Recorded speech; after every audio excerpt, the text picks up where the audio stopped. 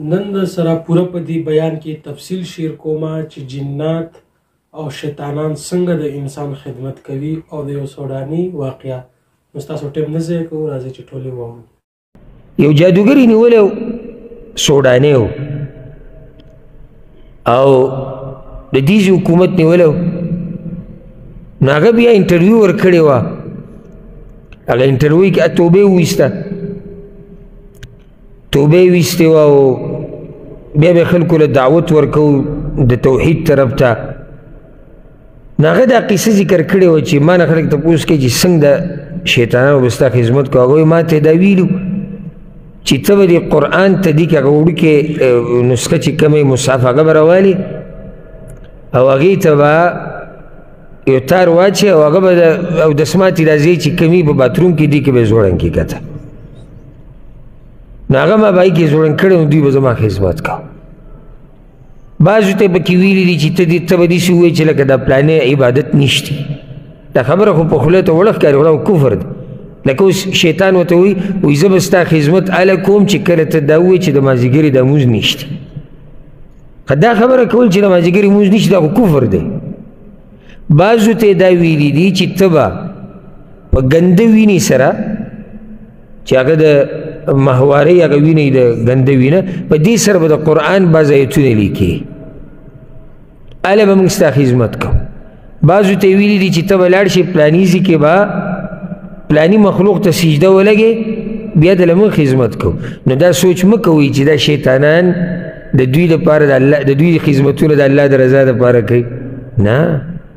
داسې خباست کړی دی ځکه هغه تابعدار شوي دي نو په دې طریقو سره دا خبرونه دله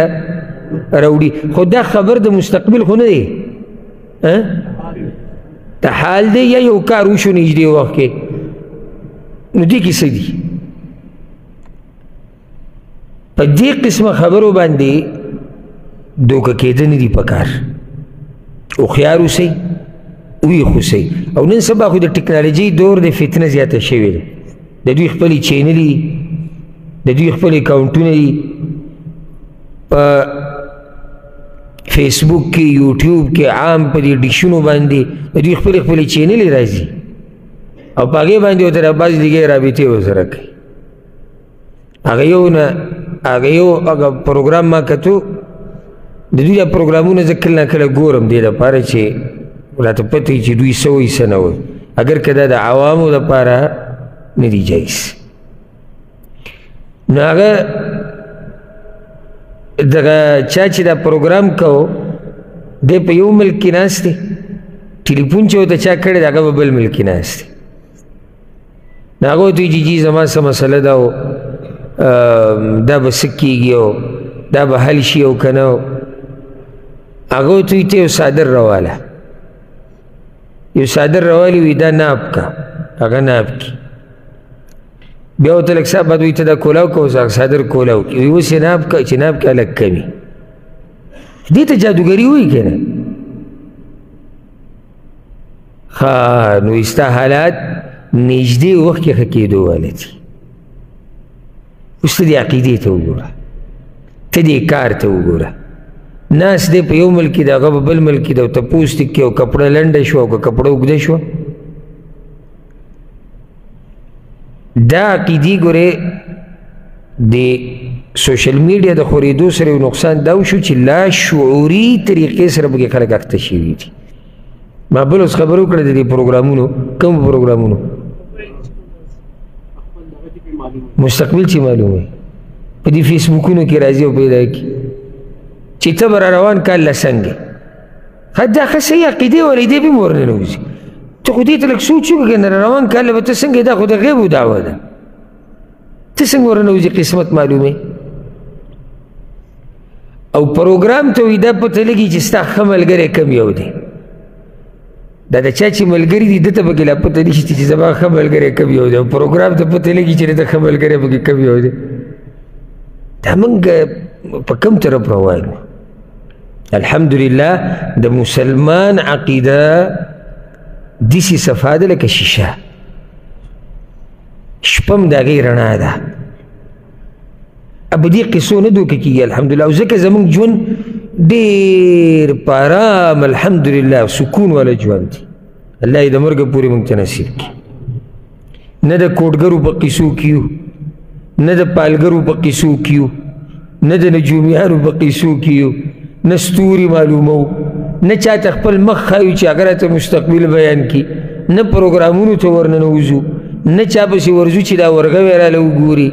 نه چا پسې ځو چې په توتیانو راله نصیب معلوم کړي نه چاته دې دپاره ټلیفونونه کوو نه هم دا عقیده شتي چې د الله نه علاوه له داسې څوک شتي چې هغه په غیبو پوه دی هر څه الله ته حواله کړي دي د الله بندګي کوو اسباب لټو د ژوند د تېرولو او دغه وایو چې مستقبل د الله په لاس کې ده او په الله هم ښه ګمان دی چې څه کېږي هغه به ښه کېږي څومره د باچایي ژوند دی څومره ښایسته ژوند دی او دا خلک په لویو غمونو کې اخته دي دا په دې قصو پسې چې لګېدلي دي په لویو غمونو کې او زمونږ د ملک او زمونږ د خلکو د پښتنو خبره کومه دا ګټه مسله ده په پلانې کوډي شوي دي په هغه جادو شوی دی د هغه نه په هغه چا غوټې کړي دي او په هغې کې چوپ کړی دی او چا تړلی دی او چا داسې کړي دي او چا دغه کړي دي د دې قسمه خبرو د خورېدو لویه وجه یوه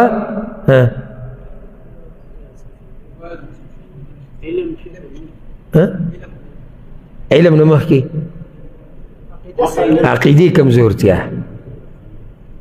د عقیدې کمزورتیا دې ته جوهر علم هم نه دی پکار یعنې دا نه چې یو سړی به امام ذهبي به ترې جوړ شي نو دی به په دې مسله پوه شي زما او ستا دا عقیده ده چې غیبو باندې څوک پوه دی الله یو سړی راغی دعوه د غیب وکوي د دې دعوې د رد کولو دپاره څومره علم پکار دی چې څو کتابه یې ویلي چې یو هم نه یې ویلی چې صرف دا عقیده مضبوطه وي چې د غیب و علم صرف د الله سره دی دی به د هر چا دعوه رد کوي چې څوک د غیب و دعوه کوي دلیل دی په دې چې زموږ د خلکو ډېرو عقیدو کې کمزورتیا ده